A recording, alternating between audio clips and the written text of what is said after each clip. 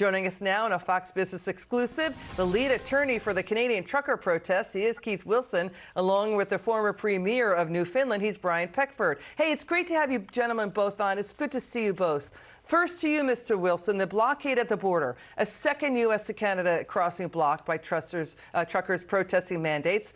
This is the Alberta with Montana crossing, the Ambassador Bridge between Ontario and Detroit blocked. Mr. Wilson, the Prime Minister Trudeau says the protesters are fringe extremists, racists, and Nazis. What do you say? It's troubling that the Prime Minister of our country is now characterizing hard-working Canadians who during COVID delivered food and critical supplies and put themselves at risk to whatever risk it posed. And now suddenly for political opportunism, he's characterizing these hardworking truckers who are trying to protect their charter rights, who are trying to ensure that they're not discriminated against and have freedom of choice, as somehow being a fringe element. I think Canadians took offense to it. And as you've seen across our country, this was a spontaneous event. This was not organized. These events that are occurring at various borders are not coordinated by any operations center.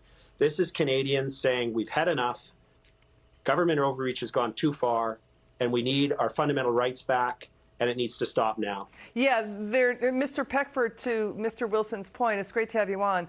The truckers are in it for the long haul. They're not going to stop until the mandates are lifted. Now, 2 Canadian provinces are dropping pandemic mandates, Alberta and Saskatchewan, and truckers have sparked protest movements worldwide, in the U.S., in Alaska, and possibly from California to Washington. What's your take on what's happening, sir? I think this is a real test for our Charter of Rights and Freedoms, which is only 40 years old, where your Bill of Rights is over 200 years old. And this is the first real test of whether written individual rights and freedoms really mean something in this country.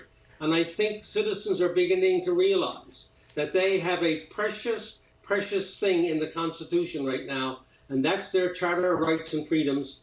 And now we see manifested through the truckers and other individuals just how important they know these kinds of rights are for our democracy. So I think this is a super test, the first real test we've had about the Charter, which I helped create.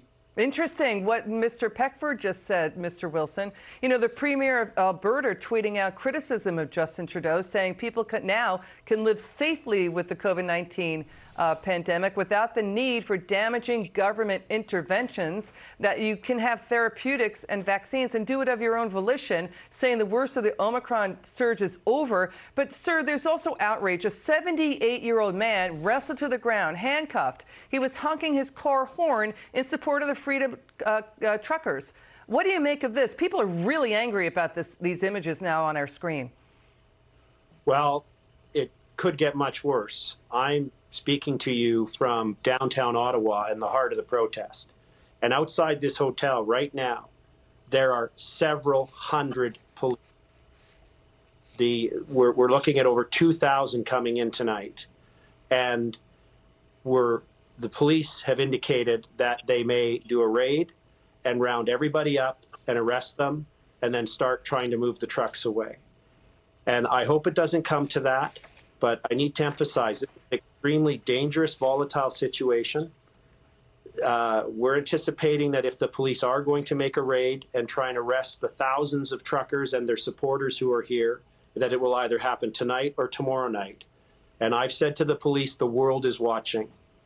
This is not how we resolve disputes. This dispute requires a political resolution. We were in court on an injunction application in the Superior Court in this province earlier this week, and a very senior judge in that case made it absolutely clear to everyone that the truckers here have the right of peaceful protest, and that's what's happening. But the police and the political response so far has been to threaten to use force. Wait, hang on. Sorry, sir. So is Justin Trudeau behind that? Using police force to break up the protest. By the way, it's only like 10% of the truck drivers are unvaccinated, right? So, and they're saying we don't want to have to quarantine, you know, when we cross the border from the U.S. into Canada, and it's hurting our livelihoods. Is Justin Trudeau behind a potential pushback tonight that you say could be coming, with the police stepping in and breaking up what's going on with the trucker protests? Well, there's 2 ways he can be. One is that he holds the keys to resolve this. He's the one who caused these restrictions and breaches of charter rights. He can lift them immediately. It's an amendment to an order that can be signed by a letter of one of his ministers. So he has the ability to diffuse this and resolve it and follow the leads of other countries in Europe and elsewhere in the provinces. And it seems pretty obvious to any seasoned observers here that the Prime Minister is clearly putting pressure on the various police forces. He's been vilifying these hardworking people. He's come out and called them publicly more than once racist, misogynist, and he's also said, do we tolerate these people? Is that the language of a modern leader in a democratic country? Yeah, we hear you. And Mr. Peckford, to Mr. Wilson's point, you know, he's basically dividing, he's belittling, he's not uniting, he's rejecting all calls to sit down and talk with the truckers. He's not doing that. That's not leadership. No. Let's listen. By the way, Mr. Peckford, react to that, and then I'm going to have you both respond to what Justin Trudeau is saying on camera. Okay, go ahead, Mr. Peckford. Yes, this is very, very provocative by the leader of a democratic country, as Mr. Wilson has said. And it's really ironic that it was his father with me and 8 other first ministers who crafted the Charter of Rights and Freedoms only 4 years ago, which provided for the very thing he's trying to violate now. It is a real tragic national irony, and one that I'm sure is not lost on a lot of people in both countries. We hear you, Mr. Peckford.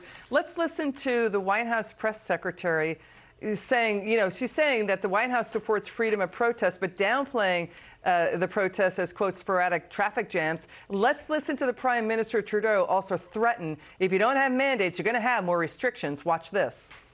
I know there's been some suggestion, not by reporters necessarily at all, but that this congestion is related to the vaccine requirements. It's not. I mean, I'm saying I'm going to get to the protests, but the protests going on across Canada, which have spread to a bridge, are leading to sporadic congestion and blockages. I can understand frustrations with mandates, but mandates are the way to avoid further restrictions or having to be restricted. Your response to what Mr. Trudeau, the Prime Minister, said, Mr. Wilson? Well, it's ridiculous. You know, it's all overblown, but it's highly consequential.